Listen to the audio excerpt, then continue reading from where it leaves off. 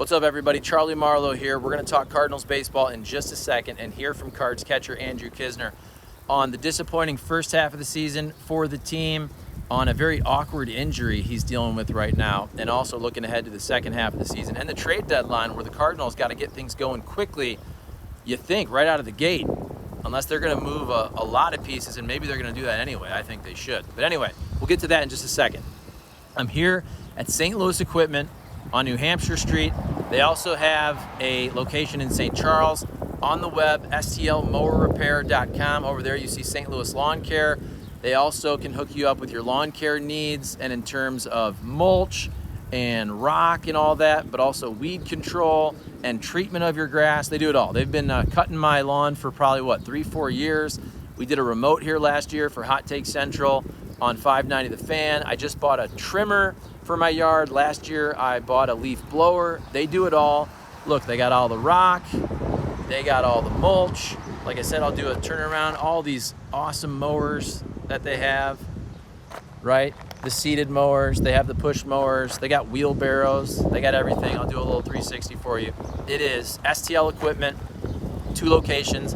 On the web, stlmowerrepair.com. All right. Without further ado, here is Cardinals catcher Andrew Knizner on Hot Take Central on 590 The Fan, talking Cards baseball. First half, his injury. Second half, check it out.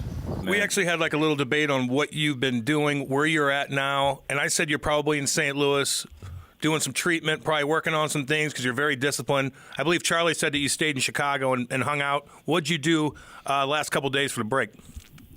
So I came back to St. Louis with the team. Came back, had to do my rehab stuff, as much rehab as I can do. I have an injury that you can't really rehab. It's more of just get back into the swing of things and make sure there's no pain type of thing. So worked out yesterday, going in the next 2-3 days. But so far everything's been feeling good. Looks like I'll be back ready to go against the Nationals.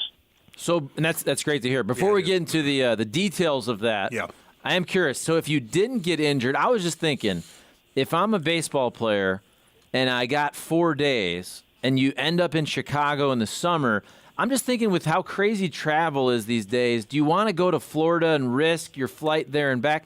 I was just thinking some of the guys probably would hang out in Chicago, rent a boat, maybe go to a lake in Wisconsin for about 3 nights and then come back. Is that a fair play if you weren't hurt? Were guys doing stuff like that? Yeah, absolutely.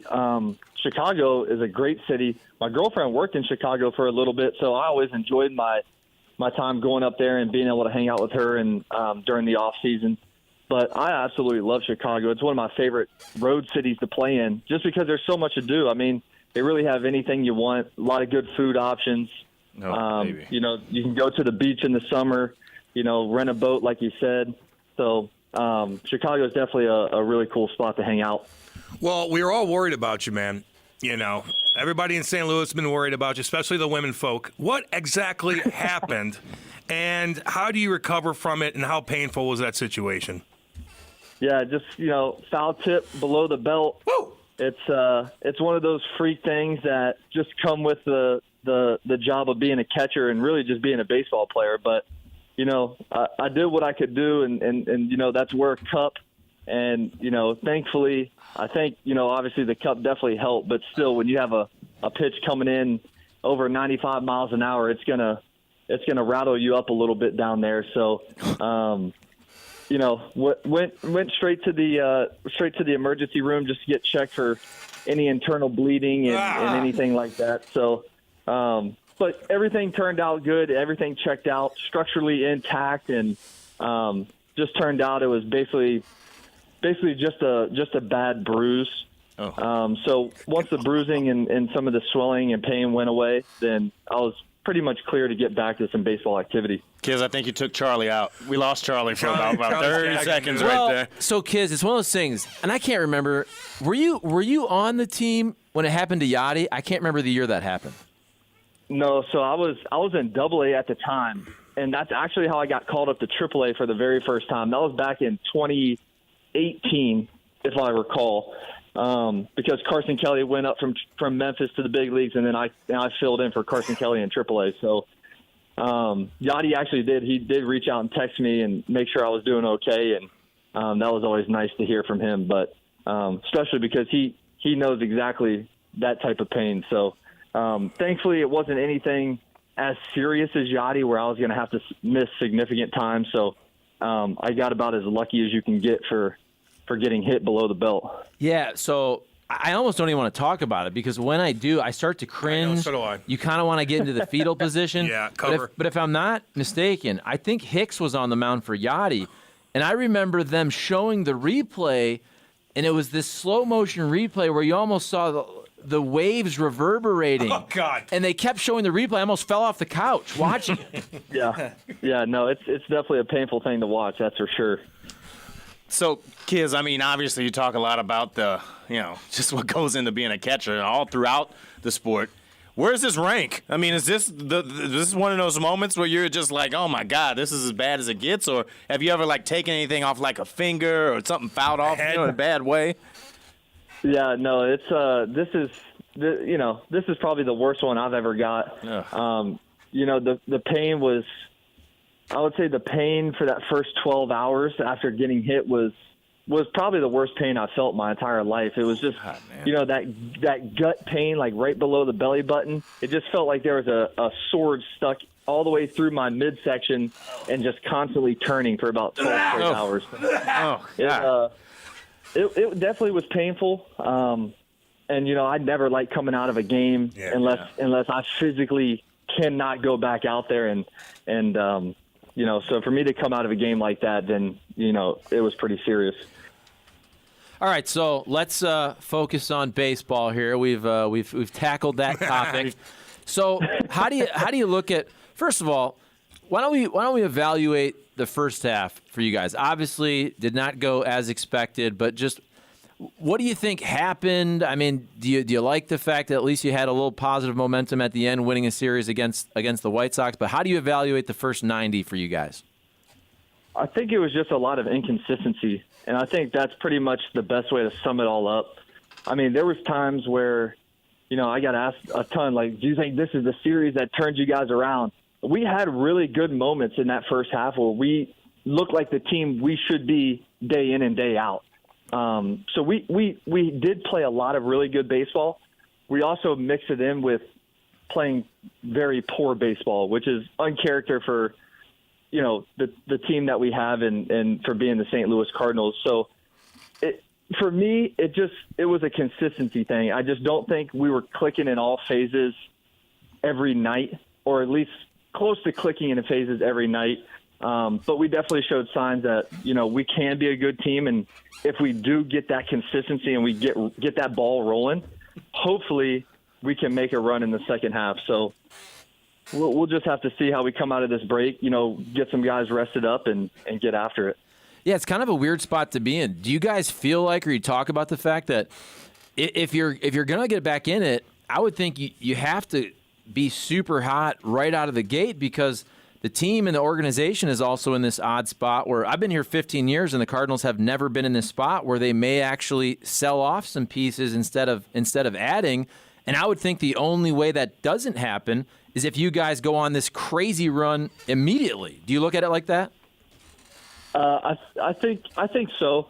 I think guys try not to look too far or too deep into the whole trade deadline. What's the front office going to do? Because a lot of that is out of our control. But I do think you're right in the sense of the end of July is going to be very important, because if we can come out and play good baseball and go on some winning stretches, then I think that will give us an opportunity for the front office to sit there and say, hey, this is the team this is how we should have been playing all year. Let's get some guys to add, and let's try to make a run at it, which I still believe we can make a run at it. I know it's not going to be easy, but like you said, if we get hot here at the end of July, if we can start putting some pressure on these other teams in the division, I think we'll be in good shape. So, kids, with it being All-Star break and whatnot, I mean, cruising around. I think you're here, you're getting ready to play. But, a couple of guys in the game that, you spent a lot of time with, I think, on the way up. I know you and Zach Gallen played against each other not only in college, but also got drafted together. But, Randy Arozarena, Aroldis Garcia, like all you guys kind of were together in the minors at the same time. How's it feel to see those guys, doing well and performing the way they are, in a situation like the All-Star game? Yeah, no, that's there's a lot of guys I play with that have gone to other teams and performed really well, and I'm happy for those guys because, like you said, we were teammates for a long time. You got, even guys that weren't All-Stars that are having really good seasons. Lane Thomas, you got Edmundo Sosa, you got a number of other guys that are having really good seasons, and to see those guys get the opportunity to go and play and show what they have in other organizations it's always great to see, unless we're playing against them, then I want them to play terribly. But it's always good to see those guys having fun and doing their thing. Kiz, it's Cole here. There it is. Yeah. Mm-hmm. Hey, this the timing of this injury is not great because you had a nice little few games there leading into it. You were 5 for 13 heading into that injury. So what were you seeing at the plate that was leading to your success in that stretch? I think the thing for me is just trying to simplify really everything and just pretty much trust my preparation. I've been ever since we got out of April and starting in May, I've made some mechanical changes to my swing, which I think it put me in a better hitting position more consistently. And I think that's given me a better chance to have productive at-bats. But I think it's not only the mechanical side. I think it's the mental side of trying to be an aggressive hitter because that's who I am.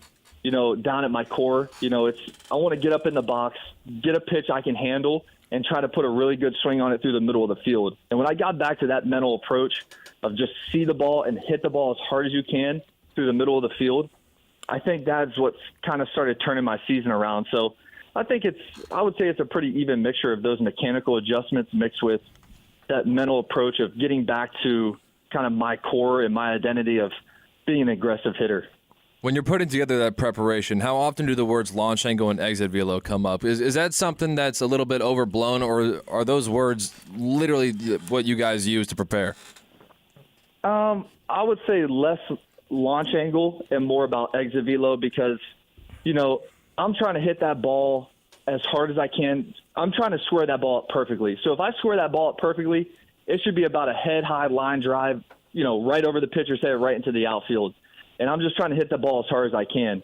Now, the thing about baseball is you have a round ball and a round bat. So, you're not going to square it up perfect every time. And you hope that, with your attack angle of the swing and, there's a whole bunch of different metrics I can throw out there. But you hope that slight upward swing that you have, that, if you miss-hit a ball, you'll miss-hit it up into the air to give yourself the best chance to drive the baseball for extra bases.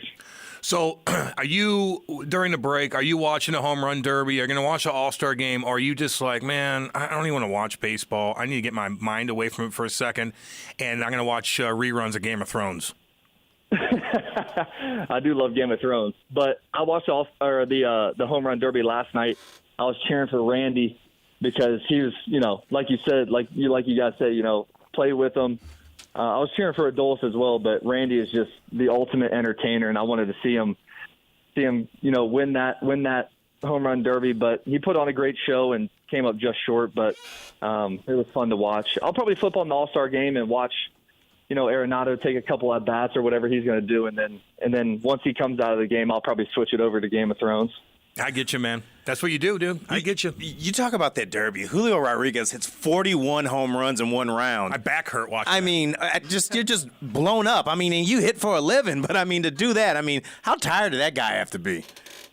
That was unbelievable. Well, the thing that's really impressive to me is I think he hit 41 home runs on only like 60 swings, or right there around 60 swings. So his percentage of hitting a home run pretty much on every single pitch was what was impressive to me. I'm like, he just found that groove, and once you find it, the ability to just repeat it and repeat it and repeat it, especially when you're tired, swinging, every second for 3 straight minutes, that's really impressive. He was getting good pitches too. Sometimes, his BP pitcher is elite. yeah. Sometimes they'll get the yips a little bit up there and they'll screw the rhythm up. But he was throwing it right down the pipe, man.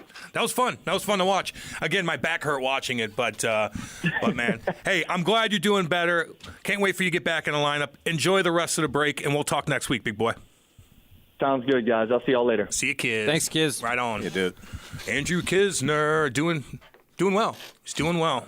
God, man. I was like, ah, God. Just thinking about it, I'm like, oh. I know some guys that caught. I had a buddy that caught, and he got a ball fouled off his collarbone, and just snapped that thing. And he just said that he couldn't breathe, couldn't move. It was just the worst. That's why I was curious about like what else has happened, because those guys get bagged up back there in like a real way. The Rondon one, dude. I got hit in my knee one time so hard, and it buckled me. It buckled me for like 2 weeks, and I could skate on it, but I couldn't walk on it. It was so weird. But that Rondon where he tipped it right off the inside of his knee. Was that Rondon? Anthony Rendon? Yes. Yeah. And he smoked it right off the inside of his knee, and he buckled him. And you could be. I've done you could it. be tough. I did exactly that before. I got pitching once. I got hit one right off the top of my knee. Just couldn't get out the way of it. The thing almost popped up to first base. You just feel that. I still think I feel some of that. Probably. My foot still aches me in wintertime, dude. Remember when I saved that girl and the horse stepped on me? It still aches me. Ugh. And that sucks. What a stupid injury to have. But you saved her life. But I saved her life. Yeah, you know, that's this what poor girl. Just drink some Hawkeye vodka. It's all good. Y'all think Kiz has a chance to be getting dealt? No. Of getting dealt? I hope not.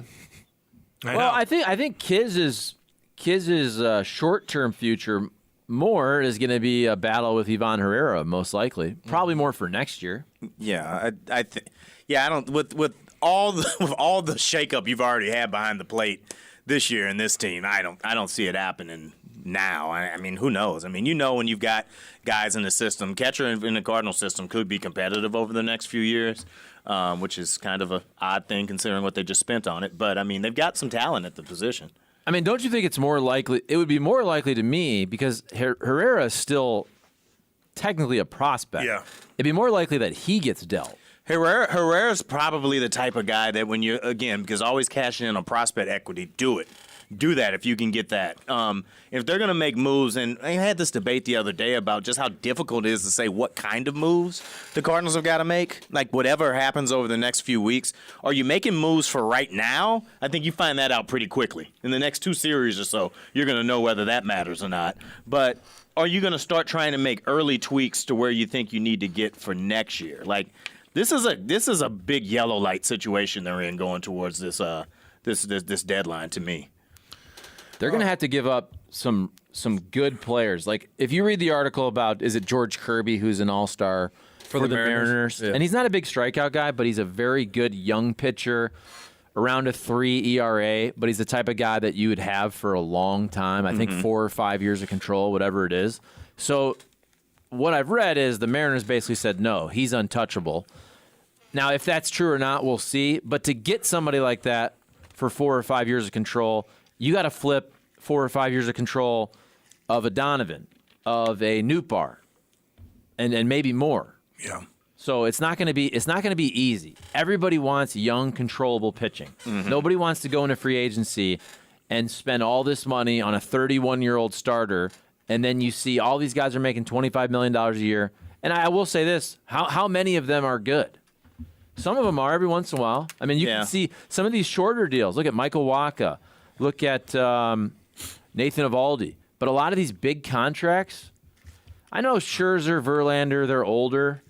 But a lot of these contracts for big-time pitchers. Well, I mean, Rodon in New York is just getting started. Yeah. You know, I mean, he got hurt before the year even kicked off. I mean, you don't even need to bring up Jacob deGrom. And Texas is in the middle of probably the best season they've had in 20 years. And, I mean, well, at least since 11 that they went? 2011 or 12. But, I mean, it's been forever since they were good. And they had to go all the way in the dumps. You give deGrom all that cash and you get nothing from it. Probably for at least a year and a half or so.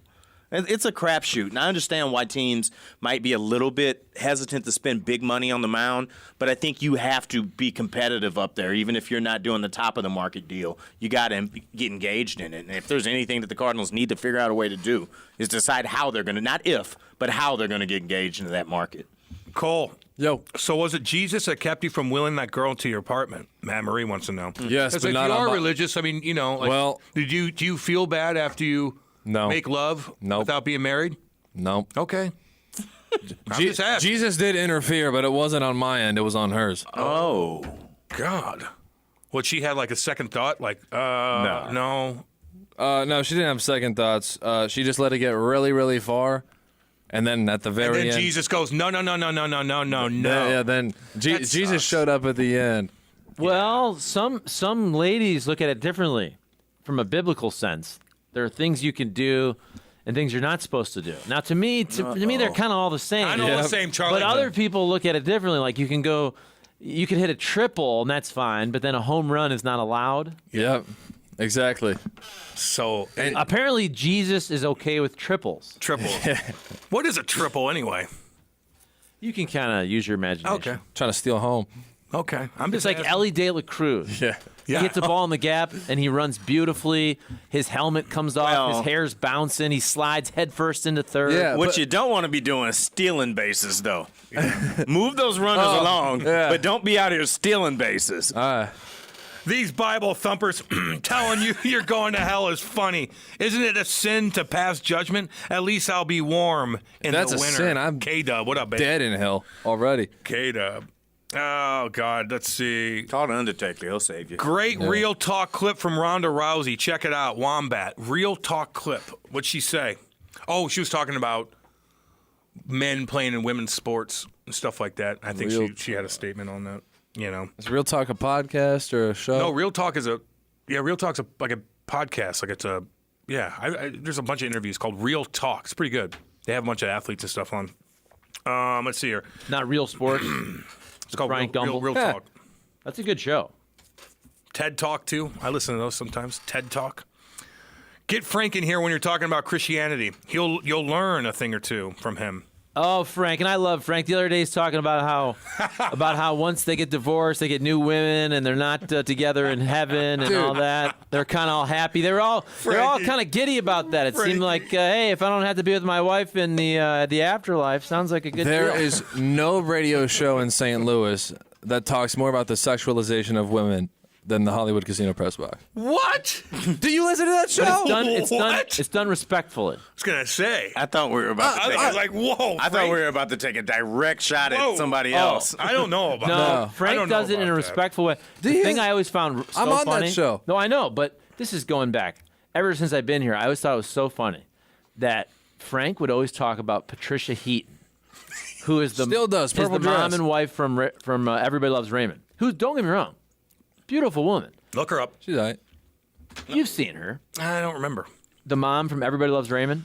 So she's probably 50 now, 55, whatever. But I always thought it was funny because Frank would always talk about her Frankie. as if that was his number one. And it's just like, don't get me wrong, he was the only person I ever heard that really loved Patricia Heaton so much. He specifically references the purple dress. I'll swing the monitor Yeah, I around. see. Believe me, he's been doing this for 15 years. All right. He loves Patricia Heaton. I love it. Cam, your buddy Eric Johnson, and now a new Buffalo Sabre. JoJo, yeah, dude. Yep, he's going to Buffalo. Damn, he's made some money too, man. Hey, EJ, I'd take him back. He's a good player. We all watched the former Cardinals in the home run derby yesterday too. Still waiting for Libator to turn into Sandy Koufax. Spartan 4-4. Well, we're going to Well- be here for a while. She's 65, by the way. Lipitor? Yeah, now it makes sense. He throws like he's 65, but no, Patricia Heaton's 65. Nice to hear the Westboro Baptist Church are listening to this morning. What the hell was that? Oh, God, they're listening? Oh, man. Are they going to pick it up? No, he's talking about Hockey Bob's text and Oh, God. Mad Marine's text. Yeah, Was Hockey Mad Marine Bob. joking, though? Semi. I don't know. He said he sent it jokingly, not expecting us to read it. He was just seeing how slow of a news day it was. Oh, it's a slow news day.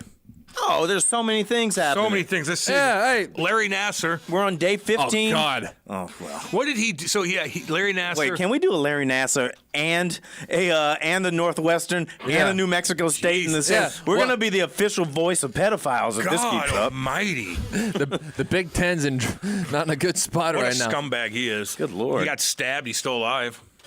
And the reason why he got stabbed is because there's nobody working at these prisons anymore, man. Like, these guards are going like 3 days, 16-hour shifts and stuff like that. Speaking of nobody working, I realized that I'm getting old last night, but I was upset about this. They have an urgent care in this city almost as frequently as you see a Quick Trip. They're everywhere. Oh, no. Oh, Mercy. But they're not all staffed. Thank you. I found that out a couple months ago. There's a million of them, but partially I feel like because there's only so many people working in healthcare, you can't have all these things. So now they're closing because it's spread too thin across to have They doctors. look like Walgreens. But when you need to go somewhere and they're closed at 8 o'clock, it's like you can't get banged up too late. Yeah, because you're not stay going to be home. able to go in the morning.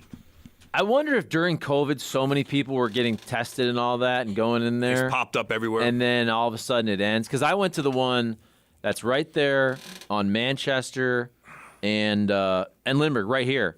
This was maybe a month or two ago. And it said basically, due to staffing, not open, go to the Rock Hill location. Yeah, Oh, that's cool. Yeah, thanks. I'm leg about to fall off, but I'll get there. Did you see that guy at the Little League game? You posted it. So this guy, was it a Little League game? Oh, my God. This dude was so obnoxious. And so he's like yelling, "That's strike three! That's strike three!" yelling. People are filming him. He's getting all pissed, and he gets up, and he starts walking down the steps, yelling at the umpire. Yeah. And both his knees go out and, like, explode. He falls down like Bam! 5 steps. He couldn't get up. You could tell he ripped both his MCL, ACL, like ripped him. Like, you're yelling at an umpire. His NBC, his DVD, all of it. ABC, CBS is gone.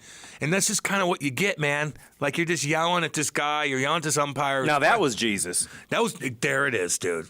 That was, if you need There proof. it is, right there. There's Jesus right there. Like, nope, I'm going to kick you down these steps. Because that's one of those people that you can hear say, "I've never had a problem a day in my life." Now you do. Now you, ding. I'm surprised. Like, it was like a sunny day. He didn't just get struck down by lightning, but he blew his knees out. He fell down the steps. You just don't yell at umpires, man. Yeah. Again, I saw that when Be I was, good to people. That 60-year-old man umping Little Maya's game was so sweet. He's sweating his ass off. I was waiting for somebody to say one thing. No one did anything, obviously, because that was just like too young, maybe. But he was just such a good dude. I shook his hand, yelling at umpires, man. Oh, yelling at refs. I don't know. Somebody got shot last fall, I think, at like a youth football game. Sounds right. Dude, somebody got shot in Florida the other day. Florida. Well, Did you it's hard to see- believe I that. know. So they're like, I know, and a kid died. His dad and his son went to go like rent a jet ski, and somebody else had a jet ski, and they're fighting, and the dude got his gun out and shot the kid.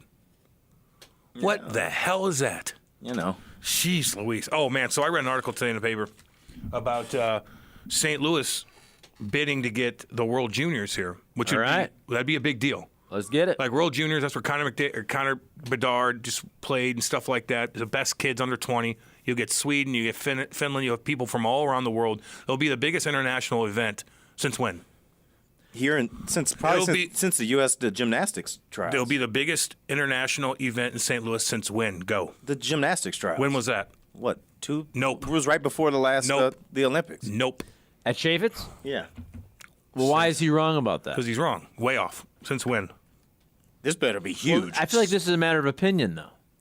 You had Simone it was Biles. A direct quote. You had Simone Biles and direct all the quote. top But gymnasts hold in on. the world. It was a direct quote. Was that the World Championships or was it the United States trial? Who's the trials? Okay, so that's just United I'm States. just saying then. biggest event since. International He said international. event. Oh. So hold on. Okay. Let me guess. Go ahead. I got it right here.